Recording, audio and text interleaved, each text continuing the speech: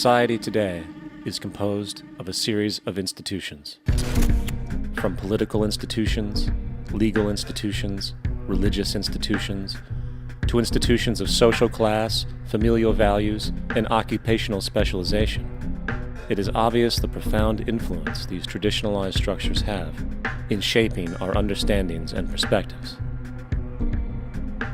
Yet, of all the social institutions we are born into, directed by, and conditioned upon, there seems to be no system as taken for granted and misunderstood as the monetary system. Taking on nearly religious proportions, the established monetary institution exists as one of the most unquestioned forms of faith there is. How money is created, the policies by which it is governed, and how it truly affects society are unregistered interests of the great majority of the population.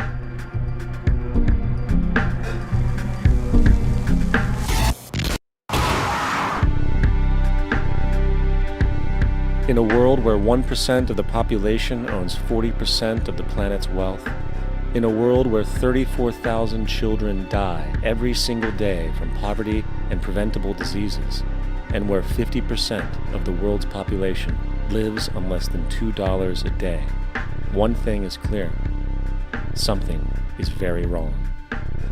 And whether we are aware of it or not, the lifeblood of all of our established institutions, and thus society itself, is money. Therefore, understanding this institution of monetary policy is critical to understanding why our lives are the way they are. Unfortunately, economics is often viewed with confusion and boredom.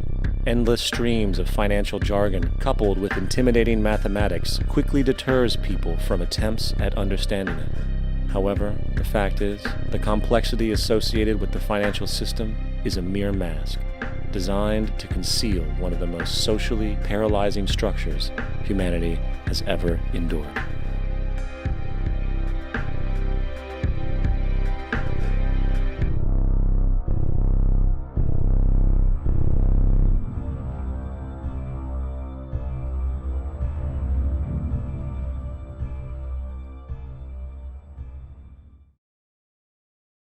A number of years ago, the Central Bank of the United States, the Federal Reserve, produced a document entitled Modern Money Mechanics.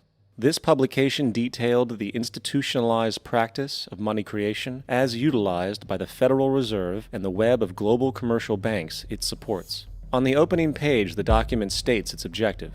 The purpose of this booklet is to describe the basic process of money creation in a fractional reserve banking system. It then proceeds to describe this fractional reserve process through various banking terminology, a translation of which goes something like this. The United States government decides it needs some money, so it calls up the Federal Reserve and requests, say, $10 billion. The Fed replies, saying, sure, we'll buy $10 billion in government bonds from you. So the government takes some pieces of paper, paints some official-looking designs on them, and calls them treasury bonds.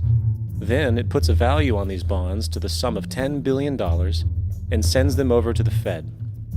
In turn, the people at the Fed draw up a bunch of impressive pieces of paper themselves, only this time calling them Federal Reserve notes, also designating a value of $10 billion to the set. The Fed then takes these notes and trades them for the bonds. Once this exchange is complete, the government then takes the $10 billion in Federal Reserve notes and deposits it into a bank account. And upon this deposit, the paper notes officially become legal tender money, adding $10 billion to the U.S. money supply. And there it is. $10 billion in new money has been created. Of course, this example is a generalization, for, in reality, this transaction would occur electronically, with no paper used at all. In fact, only 3% of the U.S. money supply exists in physical currency. The other 97% essentially exists in computers alone. Now, government bonds are, by design, instruments of debt, and when the Fed purchases these bonds, with money it essentially created out of thin air, the government is actually promising to pay back that money to the Fed. In other words, the money was created out of debt. This mind-numbing paradox of how money or value can be created out of debt or a liability will become more clear as we further this exercise. So, the exchange has been made and now $10 billion sits in a commercial bank account. Here's where it gets really interesting. For as based on the fractional reserve practice, that $10 billion deposit instantly becomes part of the bank's reserves, just as all deposits do. And regarding reserve requirements, as stated in modern money mechanics, a bank must maintain legally required reserves equal to a prescribed percentage of its deposits. It then quantifies this by stating, under current regulations, the reserve requirement against most transaction accounts is 10%. This means that with a $10 billion deposit, 10% or $1 billion is held as the required reserve, while the other $9 billion is considered an excessive reserve and can be used as the basis for new loans.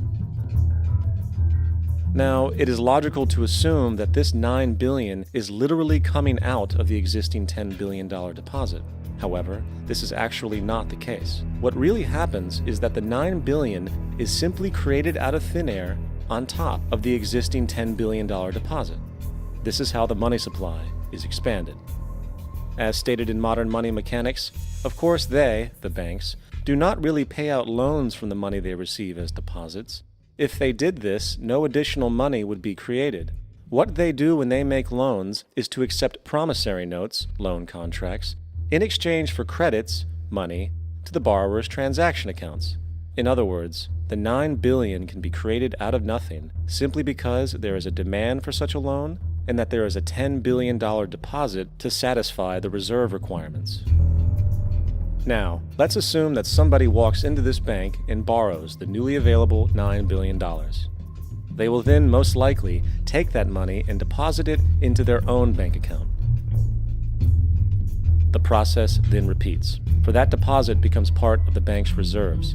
10% is isolated, and in turn 90% of the $9 billion, or $8.1 billion, is now available as newly created money for more loans. And, of course, that 8.1 can be loaned out and redeposited, creating an additional 7.2 billion, to 6.5 billion, to 5.9 billion, etc. This deposit money creation loan cycle can technically go on to infinity. The average mathematical result is that about $90 billion can be created on top of the original $10 billion. In other words, for every deposit that ever occurs in the banking system, about 9 times that amount can be created out of thin air. Money jitters? Ask the obliging Bank of America for a jar of soothing instant money, M-O-N-E-Y, in the form of a convenient personal loan. So, now that we understand how money is created by this fractional reserve banking system, a logical yet elusive question might come to mind. What is actually giving this newly created money value? The answer? The money that already exists. The new money essentially steals value from the existing money supply. For the total pool of money is being increased irrespective to demand for goods and services. And as supply and demand finds equilibrium, prices rise, diminishing the purchasing power of each individual dollar. This is generally referred to as inflation, and inflation is essentially a hidden tax on the public. What is the advice that you generally get? And that is inflate the currency. They don't say debase the currency. They don't say devalue the currency. They don't say cheat the people who are saved. They say lower the interest rates. The real deception is when we distort the value of money. When we create money out of thin air, we have no savings, and yet there's so-called capital. So my question boils down to this: how in the world can we expect to solve the problems of inflation, that is, the increase in the supply of money, with more inflation?